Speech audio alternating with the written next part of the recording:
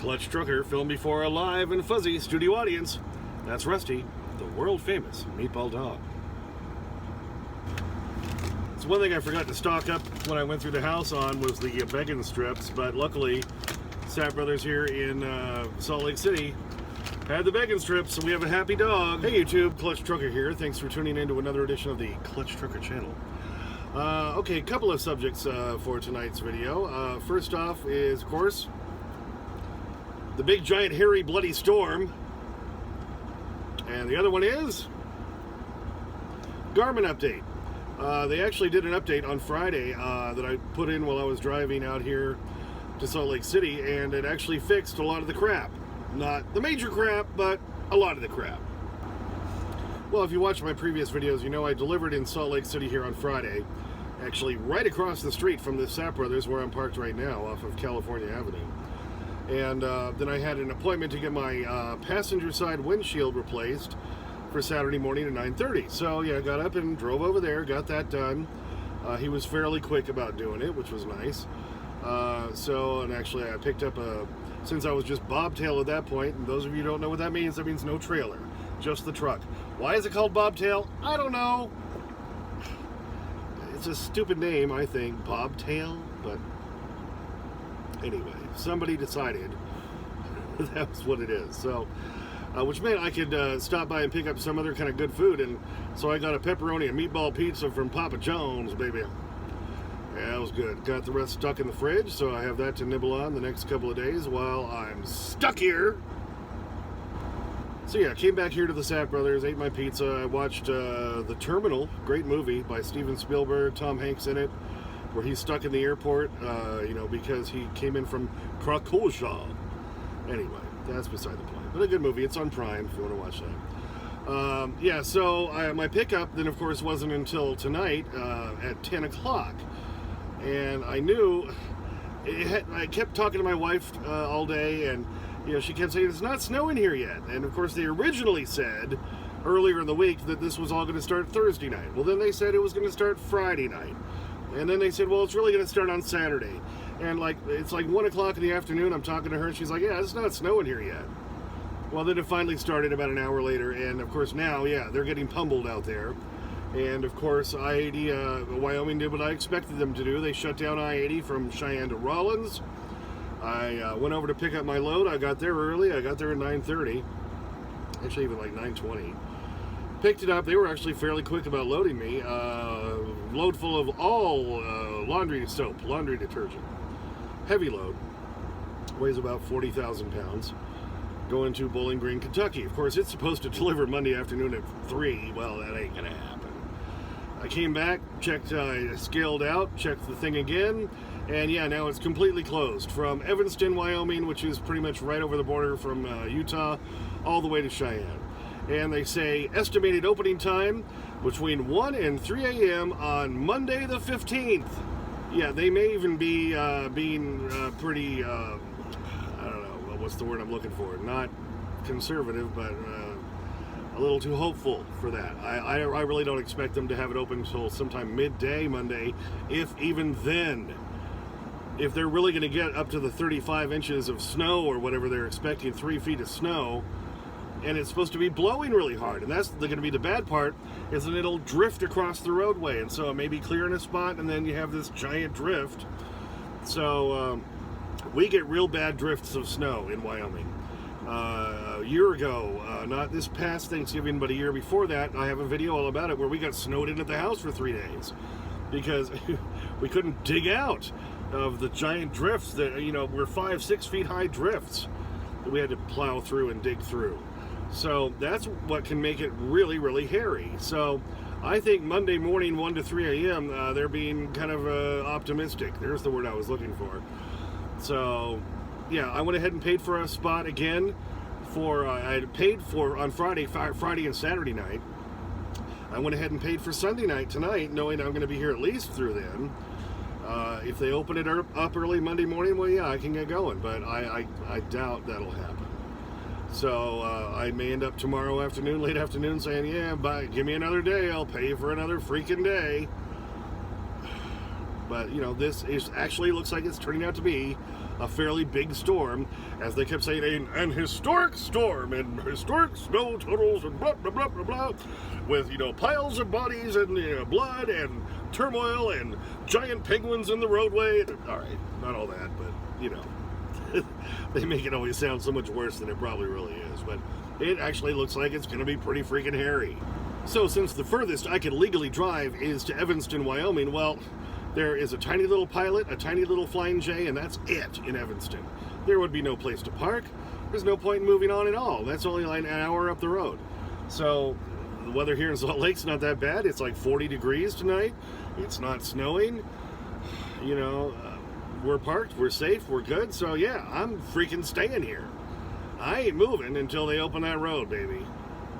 And then I'll probably even give it a few hours and let all the other ass clowns get out there and mash into each other, because now they're all in a hurry and they're all rushing. Yeah, you go ahead and smash into each other and get out of the way, and then I'll come in behind you and fly on by.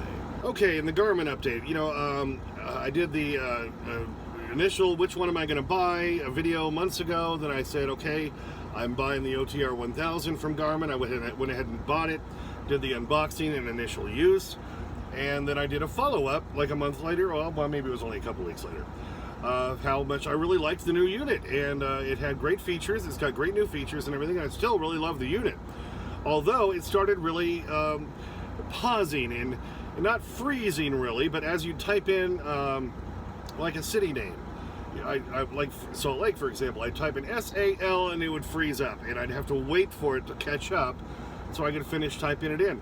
That's annoying. Makes me violent. The 780 didn't do that. So I was getting pretty annoyed at Garmin that, this brand new unit with all these great new features, which is wonderful, but it wasn't doing the basics. It was, having trouble doing just the very basics of typing things in and planning your route. I had to keep waiting for it to catch up to me. That is annoying. Well, they've released like 4 or 5 updates since I bought the thing back in October of last year, and none of them seem to be fixing anything. I didn't know what the hell these updates were doing.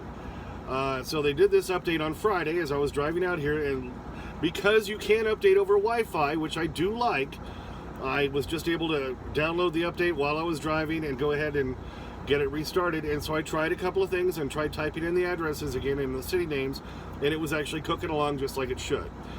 It was pulling up everything quickly as it should. So hopefully they've fixed that. So far, I can cautiously optimistically say, I'm being cautiously optimistic, that maybe they've fixed that. Of course, the main issue I told them about right after I got the damn thing is the voice. You can't switch it to anything except for the Zoe voice. I want the Samantha voice. For one thing, that's my daughter's name. For another thing, the Samantha voice is supposed to be louder. So I have this little, you can barely see it up here on the screen. I have this Bluetooth speaker up here that I just hang so that I can hear the damn GPS, because its speaker's in the back. This one at least aims at me, so I can, and I just leave it plugged in, and that and it's attached through Bluetooth, so that's how I hear my GPS. So that's the one thing they haven't fixed yet, and so I called them and I said, look, you keep putting out these updates. You did this other one that looks like it's finally fixed a lot of the other issues, because it was a fairly large update. And I said, but what about the voice thing? I called you guys shortly after I bought this and said I can't switch to the other voice. And when I initially called them, they had me download the other voices, which I did, but you can't switch to any of them. None of them worked. None of the other voices. I tried all the different languages. Believe me, I've tried everything, and none of them work. And you have to restart the unit every time you try to switch the voice. So the only voice that seems to work is the Zoe voice. So they said, oh, well, we're still working on that. And they looked back, oh, yes, I can see back here in your comments where you've put your thing in about that, and blah, blah, blah, blah, blah, and we're working on that, and so she said, well, then we'll send you an email as soon as that is fixed. I'm like, yeah, I'm starting to lose patience with you guys. This is twice the amount of money the old unit was, and you still haven't got it right. Say, I'm not giving you too much more time before I'm going to demand a refund on this thing. Like I say, I do like all the extra features. I like everything else about it. But come on, let's get the basics fixed here, Garmin. You jack-offs. Not happy about. So right now, I'd say if you're thinking about buying one, know you're going to have these issues. The OTR 800 and 1000 use the same software. They're exactly the same except the size. The 700 is different. It's a different unit. So I can't speak for that one. I can speak for the old 780, and that's a good unit. But here, I'll show you real quick how it looks like they've changed the typing thing. I'll show you as I type some stuff in. Okay, so let's say I wanted to pick a new location. So we'll say where to, and let's say we want a truck location, truck stop, and we want a different city. So we're going to hit that little thing, and we scroll down. See, it used to be real slow on that too. So I say a different city, and I'm going to type in, let's say Indianapolis. How about that? All right, and it's putting it in as I'm typing. And see, it's catching up. It's doing it very fast. I-N-D-I-A-N-I. Now I gotta, it's hard to look and do it at the same time. Okay, and it pops it up over here. This was lagging. This was lagging terribly before. And now it seems to be caught up. You hit select Indianapolis, and look, then it gives you a list of cities. And like I did in my initial one where I showed how much I'm liking it, it puts numbers on there, and you can kind of pick. You can see where some of these are. You can go to the list. And so I say, let's pick this Road Ranger, okay? Then you say go, and there it goes. It's already got it all set. It's calculating right now. Okay, now it should Please drive to highlighted route. There you go. So you see, now it's doing the basics like it should have done before. So they seem to have fixed that. Apparently they also have fixed some problems with the voice command stuff, so let's give that a shot and see what it does. Okay, Garmin, find truck stops in Peru, Illinois.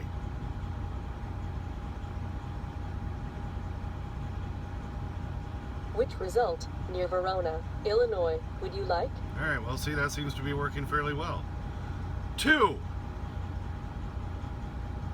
Start new route. Going to Loves on West Northbrook Drive in White, Illinois. All right, so that seems to be working really smoothly now, too. Please drive to highlighted route. So like I say, it seems like they fixed a lot of the issues that it was having with the lagging on the typing. That was really freaking annoying. Makes me violent. And then the voice command. I don't tend to use the voice command a lot, but it's nice to see how smoothly that was working as well. So now if they could just fix the damn voice situation, maybe it'll be all complete. We'll just see. Well, since I have time to kill, and I knew I probably would, because this storm's been predicted for a week. On my way out, I stopped in Lincoln, Nebraska, and picked up a new fuel pump. I've been having issues with when I hit the throttle real hard and try to really accelerate, it kind of stutters a bit, which could mean a lot of things. So I'm aiming for the cheapest thing first, which is the fuel pump. This truck has 217,000 miles on it. Most trucks require a new fuel pump somewhere in there. So I'm hoping that will fix my issues, because as parts and things go on a truck, and especially something related to it kind of chugging when you really push it, that's about the cheapest fix. So I bought one for $250 at the Freightliner in Lincoln, Nebraska. And I tried Sat Brothers today to see if they could get me in to get that done. They can't today, possibly tomorrow, since I'll be sitting here all day. I'm going to see if maybe they can get that put on, and maybe that'll solve my issues. If not, then it means expensive issues. Probably means, injectors, which are very expensive. A 6-pack of injectors, which this truck requires, you're looking at $1,500, plus another $1,500 at least to install them. I've done so many expensive repairs in the last couple of months, I really can't afford to do that right now, so I'm trying the cheapie first. If they can't do it for me, I did buy a set of 12-point sockets, because of course the bolts that are holding that on, there's only 3 of them holding on that fuel pump, but they require the 12-point, which I don't have. So when I stopped through the house, my wife and I did run over to Lowe's, and I did buy a little, for $30, 12-point socket set. So that maybe if Sat Brothers can't do it tomorrow, if the weather's good enough, I might just attempt it. It looks like it's going to be a fairly easy repair to swap those two out. It's in a fairly easy location on the truck. It's mounted right on the compressor. And if I run into real trouble, well, at least there's a shop here that can save my ass in case I really screw it up. But I might attempt it myself. We'll just see, and if so, there'll be a video all about that. Otherwise, look, I think we'll go live tomorrow, probably, so look for that. Yeah, well, it looks like the weather people were actually maybe correct. It's just it kept taking longer and longer. I'd say could have made it home if I had an earlier pickup, but it is what it is, right? Hey, thanks for tuning in. As always, please subscribe. Please like and comment. I get your comments as soon as I can. Sometimes it takes a day or two because I'm a working truck driver. Maybe we'll even go live tomorrow. I'm doing this one late Saturday night. It looks like I'm going to be here for a while, so we might as well maybe do that. So look for a notification. If you ring that bell for notifications, you'll find out if we are going to go live. So there you go. And of course, we'll put Rusty up in there if we do that as well. What did I forget? Ring the bell, like, comment. Clutch Trucker at Instagram, Clutch Trucker at Twitter. There's a couple of links for Patreon and coffee if you want to help support the channel. We'd appreciate that. And as always, sniff that magic YouTube fairy dust. Clutch and Rusty, out. Put that thing back where it came from, or so help me. Oh, hey, yeah, we're rehearsing a play. It's called Put That Thing Back Where It Came From, or So Help Me. Put that thing back where it came from, or so help me. So help me. All right, here it is. The ever popular begging strip. Come get it. Oh, yeah. Happy dog.